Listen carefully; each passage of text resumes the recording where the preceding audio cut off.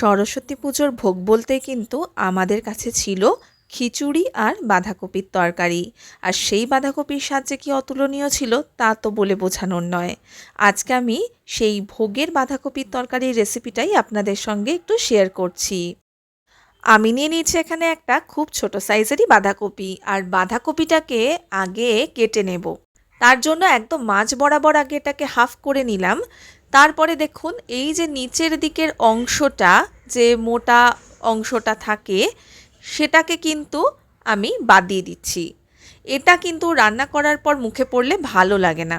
একদম সরু সরু ঝিরিঝিরি করে কাটতে হবে বাঁধাকপিটাকে, তাহলে কিন্তু বাঁধাকপি খুব সুন্দরভাবে মজে যায়। আমি কিন্তু আজকে সেইভাবেই কেটে নিচ্ছি। অনেকে অবশ্য আরও সরু সরু করে কাটতে পারেন। আমার কাছে বটি নেই, আর আমি বটিতে খুব একটা স্বচ্ছন্দ বোধ করি না, তাই জন্য আমি এটা ছুরিতেই কেটে নিলাম। আপনারা যেটাতে সুবিধা বোধ করবেন সেটাতেই কেটে নিতে পারেন। বাঁধাকপির মধ্যে যেহেতু একটা অন্যরকম গন্ধ আসে, তাই বাঁধাকপিটাকে কিন্তু আমি একটু ভালো করে আগে ধুয়ে নেব।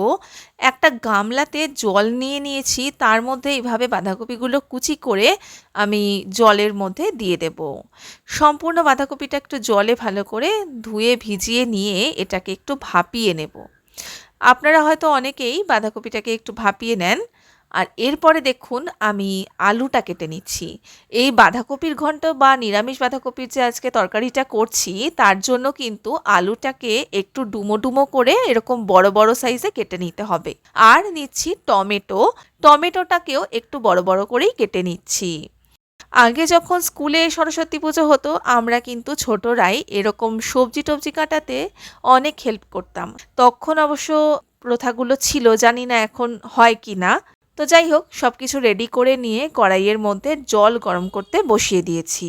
জলটা ভালো করে গরম হয়ে গেলে তার মধ্যে দিয়ে দেব নুন জলের মধ্যে এই বাঁধাকপিগুলো দিয়ে দিচ্ছি। খুব বেশিক্ষণ নয়, মাত্র 2 থেকে 3 মিনিটই কিন্তু এটাকে ভাপাবেন। অতিরিক্ত ভাপাতে গেলে কিন্তু এটা একদম নরম হয়ে যায়, সেটা আবার ভালো লাগে না। তো 2-3 মিনিট মতোই এটাকে আমি একটুখানি ভাপিয়ে নিচ্ছি, নাড়াচাড়া করে নেব। তারপরে দেখুন বাঁধাকপিগুলো সুন্দর সেদ্ধ হয়ে গেলে এটাকে আমি একটা ঝাঁঝরির মধ্যে ঢেলে দিচ্ছি। একটু এটা ঠান্ডা হতে থাক আর জলটা পুরো ঝরে যাক। অন্যদিকে কড়াইয়ে নিয়ে নিয়েছি সর্ষের তেল, আর তেলটাকে আগে ভালো করে আমি গরম করে নিলাম। ফোড়নে দিচ্ছি গোটা জিরে আর তেজপাতা। এরপর ফোড়নটাকে একটু নাড়াচাড়া করে দেব। যখনই সুন্দর একটা গন্ধ বেরোতে শুরু করবে, ডুমো করে রাখা আলুটা এর মধ্যে দিয়ে দিলাম। এবারে আলুগুলোকে একটু হালকা লালচে লালচে করে ভেজে নিতে হবে। আমি কিন্তু আলাদা করে আর আলুগুলো ভেজে তুলিনি, এর মধ্যেই দিয়েছি। তারপরে এই একই তেলের মধ্যেই দিয়ে দেব আদা কাঁচা লঙ্কা বাটা। আদা কাঁচা লঙ্কা বাটা দিয়ে খুব ভালো করে কষিয়ে নেব যতক্ষণ না আদার কাঁচা গন্ধটা চলে যায়। তেলটা ছাড়তে শুরু করলে এর মধ্যে টুকরো করে রাখা টমেটোটা পুরো দিয়ে দিলাম। টমেটোটা কিন্তু কষতে কষতে এমনি গলে যাবে, তাই আমি আর আলাদা করে টমেটোর পেস্ট বানাইনি।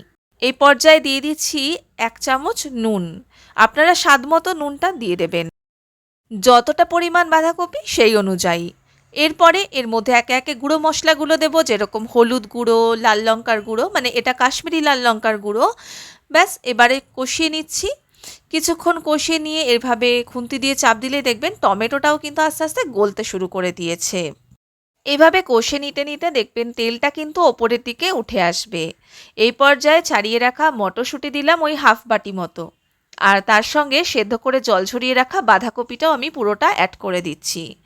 এইবারে লো টু মিডিয়াম আছে কিন্তু বাঁধাকপিটাকে সমস্ত মশলার সঙ্গে মিশিয়ে নেব। খুব আস্তে আস্তে এটাকে কষতে হবে। কষতে কষতে কিন্তু বাঁধাকপিটা বেশ মজতে শুরু করবে। আমি কখনোই নিরামিষ বাঁধাকপির তরকারিতে জল দিই না, এটা কিন্তু আমার মায়ের থেকেই শেখা। মা খুবই ভালো বাঁধাকপি রান্না করেন, আর কখনোই বাঁধাকপিতে জল দেওয়া হয় না। এটা কিন্তু এভাবে কষে কষেই আস্তে আস্তে মজে যায়। এই পর্যায়ে দিলাম একটু ভাজা জিরের গুঁড়ো। ভাজা জিরের গুঁড়োটা দিয়ে আবারও খুব ভালো করে মিশিয়ে নেব।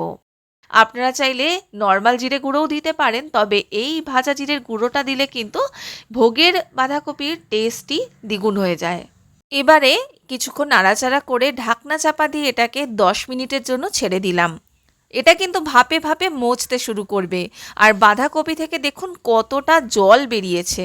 আমি কিন্তু কোনো জল দিইনি, এটা কিন্তু ওই স্টিমেই বাঁধাকপিটা মজে গিয়ে তার থেকে জলটা রিলিজ করেছে। তার সঙ্গে আলু, টমেটো এগুলো অনেকটাই নরমও হয়ে গেছে, মটরশুঁটিগুলোও কিন্তু বেশ সেদ্ধ মতো হয়ে এসছে। এবারে কিছুক্ষণ নাড়াচাড়া করে দেব একটু চিনি। যেহেতু এটা ভোগের বাঁধাকপি তাই জন্য একটু চিনি এতে কিন্তু দেওয়াটা জরুরি। আর দিচ্ছি লাস্টে গরম মশলার গুঁড়ো। ভালো করে মিশিয়ে নিচ্ছি। গরম মশলার গুঁড়োটা কিন্তু একদম শেষেই দেবেন।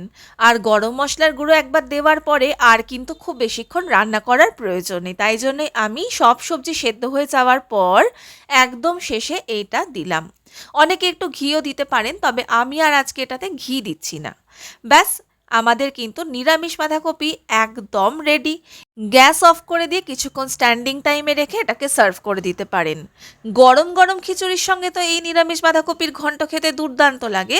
আপনারা চাইলে কিন্তু রুটি, ভাত, পরোটা, লুচি বা যে কোনো কিছুর সঙ্গেই এটাকে সার্ভ করতে পারেন। আর এই রেসিপি ফলো করে বানিয়ে আমাকে কিন্তু অবশ্যই জানাবেন যে আপনাদের কেমন লাগলো। ভালো লাগলে আমার চ্যানেল দ্য বং বেগুনিকে সাবস্ক্রাইব করে পাশে থাকার অনুরোধ রইল। ধন্যবাদ।